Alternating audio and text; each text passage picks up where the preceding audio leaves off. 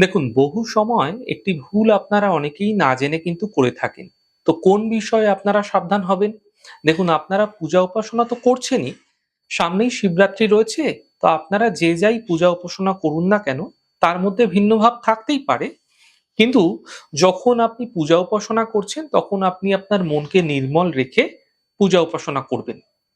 আরেকটি বিশেষ জিনিস, দেখুন এ বিষয়ে একটি বলে রাখি, একটি প্রচলিত শাক্ত কবিতাতে একটি লাইন বলা আছে যে, "জাঁকজমকে করলে পুজো অহংকার হয় মনে মনে, তুমি লুকিয়ে তারে করবে পুজো, জানবে না রে জগৎজনে।"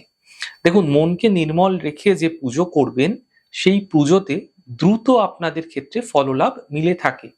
তাই যখন আপনারা পুজো করছেন, উপাসনা করছেন, তখন মাথায় রাখবেন যে আপনি যে পূজা উপাসনা করছেন, মনস্কামনা রাখছেন, এরকম সময়ের কোনো চিত্র, ছবি আপনারা নিজে থেকে প্রকাশ করবেন না। কারণ আপনি যে উদ্দেশ্যে পুজো করছেন, উপাসনা করছেন, কোনো মনস্কামনা থাকতেই পারে, সেটি জানাচ্ছেন। এরকম সময় আপনারা অনেকেই কি করেন, তার চিত্র, ছবি সোশ্যাল মিডিয়াতে বিভিন্ন জায়গায় ছড়িয়ে থাকেন। এমনটি আপনাদের ক্ষেত্রে কিন্তু ফললাভে বিঘ্ন নিয়ে আসতে পারে। মাথায় রাখুন এটা। তাই ভগবান শিবের ভোলা ভাব অর্থাৎ সরল ভাব নিয়ে যদি আপনারা পুজো করছেন, এতে আপনার মনস্কামনা পূর্ণ হবেই হবে। তাই এই তিথিটি অত্যন্ত বিশেষ গুরুত্বপূর্ণ রয়েছে।